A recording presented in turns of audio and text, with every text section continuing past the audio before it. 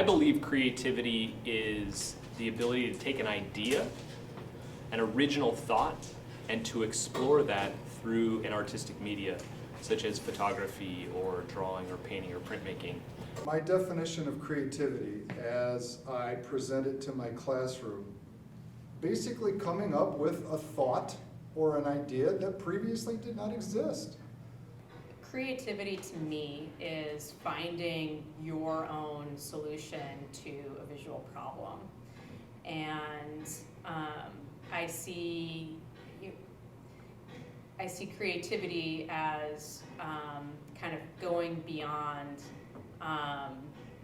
something that is typically represented. And so it's finding your own personal voice in your artwork. So producing something that is new, something that's innovative, something that's original, and that's how I define creativity, finding a new solution to a visual problem. To come up with ideas, learning how to get through a log jam, how to get to a spot where creativity isn't a struggle. It shouldn't be. Creativity should be fun. Creativity is the act of turning new and imaginative ideas into reality. Creativity is characterized by the ability to perceive the world in new ways, to find hidden patterns, to make connections between seemingly unrelated phenomena, and to generate solutions. Creativity involves two processes: thinking, ideation, then producing, innovation. If you have ideas but don't act on them, you are imaginative but not creative. Creativity is the process of bringing something new into being. Creativity requires passion and commitment. It brings to our awareness that was previously hidden and points to new life, new ideas, and new concepts. I believe that through the creative process, there are a lot of stones that are overturned. And those stones that are overturned lead the students to really ask deeper questions about why things are happening. In the creative process, and because I'm a photography teacher, students will be exploring landscape, portraiture, still lifes, and then they'll start to develop their own themes, and they will start to kind of focus on specific concentration ideas that they really want to explore because it interests them. So I think the creative process is one naturally of inquiry. I think the artistic process is a process where you explore first because you are drawn to images because of their aesthetics, and then you start internalizing what is the meaning or the concept or the theme behind these images, and that really leads students to investigate things that interest them, things that they have questions about, things that they want to discover through the creative process. And then I believe that inquiry leads to innovation, because to create, I think, a really strong image, it doesn't matter if it's a print or if it's a photograph, what you have to do is you have to think creatively. You have to produce, first of all, a very aesthetically strong piece of work. Second, it should be a conceptual work, so it has a deeper meaning or mood or message to the piece. And then the third thing is it should be innovative. It should use techniques from the past, but also be moving forward as far as the aesthetics and the techniques that are being used to create this work. So I incorporate inquiry in my teaching in a couple different ways. And one way might be introducing a material to kids and showing basic ways to manipulate that material and seeing what kind of solutions the kids can come up with that material. So that would be one way that I incorporate inquiry in my classroom, is not necessarily giving the whole answer, but providing part of it and seeing what the kids do to problem solve, to create a piece. So that's one way that I incorporate inquiry. Another way is through research, is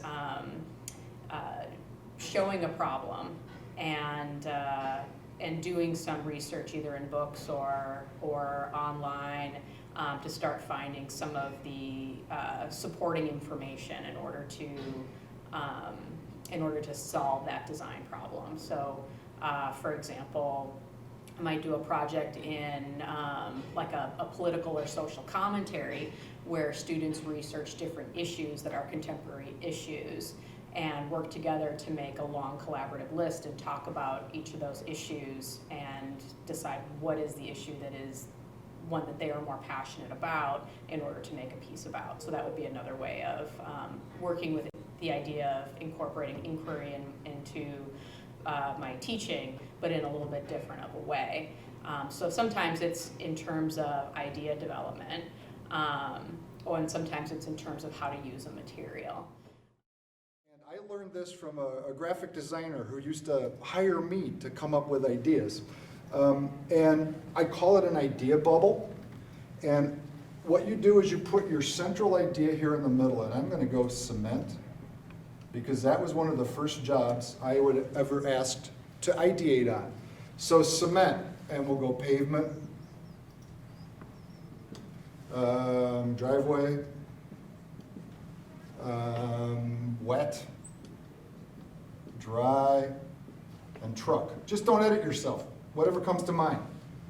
Pavement, road, pavement, highway. Driveway, house, car, wet, soft, right in it, dry, hard, rough. And here, I got one more, truck, deliver. And then it costs money. And you see how you start filling in a page with all these words. And what will happen is some of these will dead end. They'll just automatically dead end. But then other ones will start to branch out like this. And you'll see branching, and all of a sudden one corner of the page will begin to fill. And it's a graphic representation of where a thought is taking a student. So in terms of creating a product, innovating a product, so once you have your idea and once you've done some research, in order to create a product, I have students do thumbnail sketches, media experiments in order to figure out how is your idea going to be shown in a visual way. And along the way too, the students talk with each other about how to solve a visual problem in terms of their composition or in terms of the handling of a material. Once the end piece is made, we always do a critique where students, I rearrange the table groups and the students talk to each other about the idea behind the work, the composition, the technique, the strength of the piece, the weakness of the piece, and then we also put them up on the wall and talk about them at the whole class as well. When giving a TED Talk in 2015, Ken Robinson talked about how important it was at that time to bring creativity into the workplace and classrooms, and this is even more important now in 2016. The workforce of tomorrow, which we have no idea how it will look in the future, is changing to value the creative mind and the creative process in business structure, the development of products, services, decision-making, and more. Learning a specific skill set doesn't have the value in today's world that it once did. Learning how to be more creative, fluid, and adaptable is what prepares students for life and what lies beyond the classroom, post-secondary schooling, and for the workforce. Schools and businesses throughout the world are adapting the idea of creativity being a major influence in the workforce, with such companies as Pixar, Google, Twitter, Imagine leading the way. Academia has started to embrace this attribute and is providing courses in creativity starting with art classes and should only be the beginning, following with creativity being implemented in other core classes. In addition to the creative aspect of learning, we need to implement inquiry, ideation, and innovation as cohorts of the creative learning, as the creative process needs these components as well to be successful. Creativity, like many other skills, can be learnt, practiced, and improved upon, and it is best for young students to begin to practice the creative endeavor and not grow out of being creative. Many of the biggest and most successful businesses in the world now practice the 20% rule, instituting the commitment to allowing employees to devote 20% of their work time to thinking creatively and exploring new ideas. But this trend toward valuing creativity goes beyond the big tech companies that have long treated innovation as a buzzword.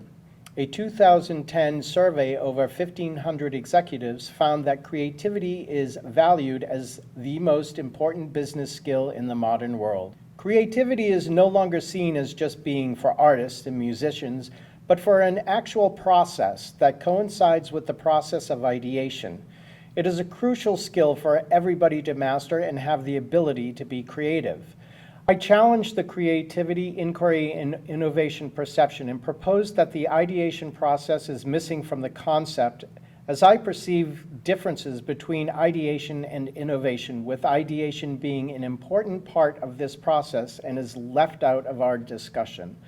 Ideation is a process of forming ideas or concepts to compose one big idea, much like brainstorming, but with more of a conceptual thought process with the goal of one or two ideas and not many, such as brainstorming.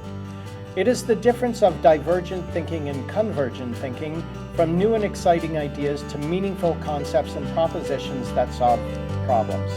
Ideation includes all the stages of a thought cycle, from innovation to development and actualization, whereas the innovation is the measurable and the creativity ideation is not.